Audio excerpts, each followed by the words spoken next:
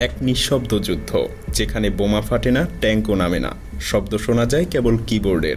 2017 সালের পর হঠাৎ করেই বিশ্বজুড়ে নেমে আসে এক অদ্ভুত নীরবতা, যে চীনা হ্যাকারদের নাম শুনলেই প্রতিযোগীরা কাঁপত। যারা একের পর এক আন্তর্জাতিক হ্যাকিং প্রতিযোগিতা জিতে আসতো, তারা হঠাৎ করেই উধাও।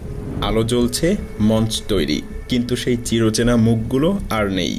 প্রশ্ন শুধু একটাই, তারা কোথায়?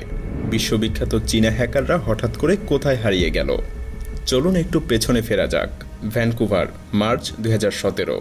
সাইবার জগতের ওয়ার্ল্ড কাপ বলা হয় এমন এক প্রতিযোগিতা, PWN 2OWN। এখানে নিয়ম খুবই সোজা। গুগল ক্রোম, মাইক্রোসফট উইন্ডোজ, আইফোনের মতো জনপ্রিয় সফটওয়্যার বা ডিভাইসে নতুন এবং পুরাতন দুর্বলতা বা বাগ খুঁজে বের করতে হয়। কোম্পানিকে জানাতে হয় যাতে তারা দ্রুত আপডেট দিয়ে সেগুলো সমাধান করে ফেলতে পারে। হ্যাকাররা পায় বড় অঙ্কের পুরস্কার। বহু বছর ধরেই চীনা হ্যাকাররা এই প্রতিযোগিতার তারকা। যে ইভেন্টেই নামে, পুরস্কার তাদের হাতেই ওঠে। কিন্তু 2017 পর এই ছবিটা বদলে যেতে শুরু করে। এক একটা আন্তর্জাতিক ইভেন্ট শেষ হয় আর দেখা যায় চিরচেনা চীনের দলগুলো আর প্রতিযোগিতায় অংশ নিচ্ছে না। আমেরিকা থেকে ইউরোপ, সবখানেই এই একই অস্বস্তি ছড়িয়ে যায়। কি হচ্ছে চীনের হ্যাকারদের সাথে? কেন তারা উধাও?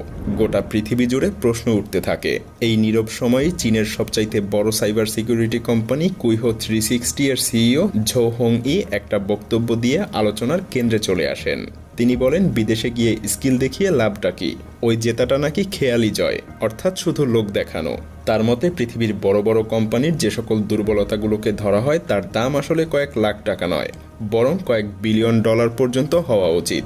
এর কিছুদিন পরেই দেখা যায় চীনা হ্যাকাররা বিদেশি প্রতিযোগিতায় অংশ নেওয়া প্রায় বন্ধ করে দিয়েছে। মজার ব্যাপার হলো, এটা হ্যাকারদের ব্যক্তিগত সিদ্ধান্ত না, বরং সরকারের নিষেধাজ্ঞা আছে। অর্থাৎ বাইরের মঞ্চের দরজা বন্ধ হয়ে যায় চীনা হ্যাকারদের জন্য, আর খুলে যায় ভেতরের নতুন এক মঞ্চ। সেই নতুন মঞ্চের নাম টায়ানফু কাপ। আন্তর্জাতিক প্রতিযোগিতার বিকল্প হিসেবে চীন দেশেই সেটা আয়োজন করা হয়, আর প্রাইজ মানি মিলিয়নেরও বেশি।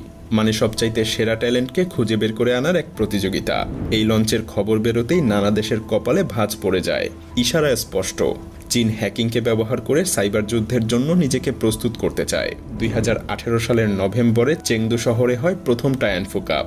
ঠিক সেই মঞ্চেই উঠে আসে এক ঝড়ের নাম। কুইহো 360 এর গবেষক কিঝুন ঝাও দেখান কিভাবে শুধু একটা বিশেষ ওয়েব পেজ খোলা মাত্রই আইফোনকে দূর থেকে নিয়ন্ত্রণে নেওয়া যায়। উইন্ডো খুলতে হয় সাফারি ব্রাউজার দিয়ে, তারপরে অপারেটিং সিস্টেমের গভীরে লুকানো ফাঁক দিয়ে পুরো ডিভাইসকেই গ্রাস করা যায়। ব্যবহারকারী বুঝতেই পারে না, কোনো সতর্কবার্তা ওঠে না, তবুও মাইক্রোফোন, ক্যামেরা, লোকেশন, মেসেজ সবকিছু এক অদৃশ্য হাতে চলে যায়। এই এক্সপ্লয়েটের নাম দেওয়া হয় কায়োস, কারণ এটার প্রভাবই